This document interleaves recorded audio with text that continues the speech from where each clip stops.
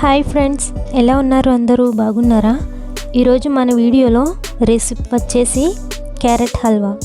క్యారెట్లో మన స్కిన్కి, ఐస్కి చాలా మేలు చేసే గుణాలు ఉన్నాయి.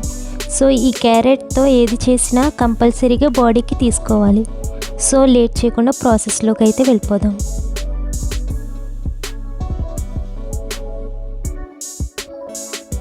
ముందుగా నేను 3 క్యారెట్స్ని శుభ్రంగా కడిగి తీసుకున్నాను. తడి ఆరిన తర్వాత వాటిని ఇలా 2 వైపులా కట్ చేసుకోవాలి. ఇప్పుడు ఆ క్యారెట్ పైన ఉండే లేయర్ని పీలర్తో పీల్ చేయాలి. తర్వాత వాటిని సన్నగా తురుముకోవాలి. చూసారుగా, ఇలా సన్నంగా తురుముకోవాలి.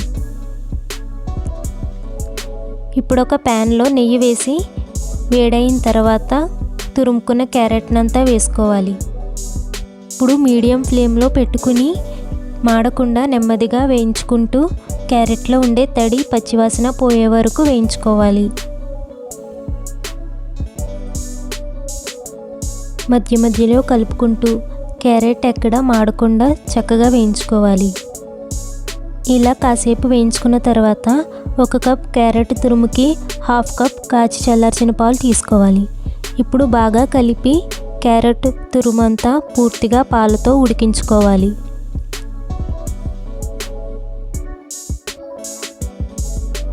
ఇప్పుడు ఇందులో 1/2 కప్ పంచదారను వేసుకోవాలి.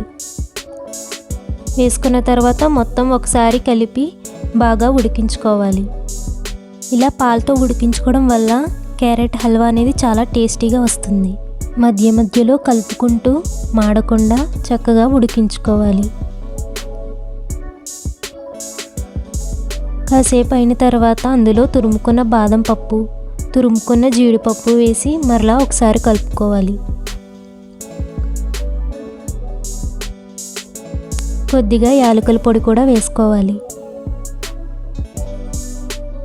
ఇలా మధ్య మధ్యలో కలుపుకుంటూ మనకి స్వీట్ కన్సిస్టెన్సీ వచ్చే వరకు ఉడికించుకోవాలి.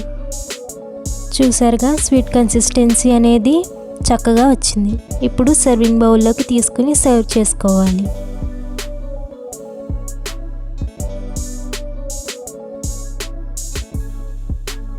దీనిపై జీడిపప్పు, బాదం పప్పు వేసుకుంటే అంతే అండి, tasty and delicious carrot halwa ready అయిపోయినట్టే. దీన్ని హడావిడి లేకుండా 5 మినిట్స్లోనే రెడీ చేసేసుకోవచ్చు. సో మీకు ఈ వీడియో నచ్చినట్టయితే ఒక లైక్, షేర్ అండ్ సబ్స్క్రైబ్ చేయడం మర్చిపోకండి. Thanks for watching.